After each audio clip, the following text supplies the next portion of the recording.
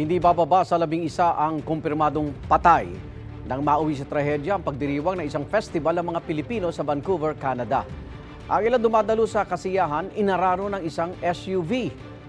Narito ang unang balita.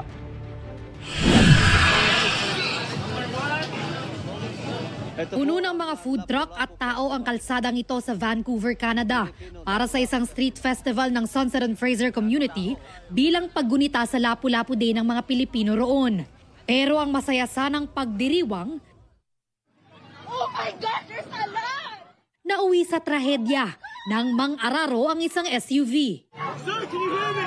Nagkalat sa kalsada ang mga katawan. Agad namang dumating ang mga emergency responder. Hindi bababa sa 11 nasawi ayon sa Vancouver Police.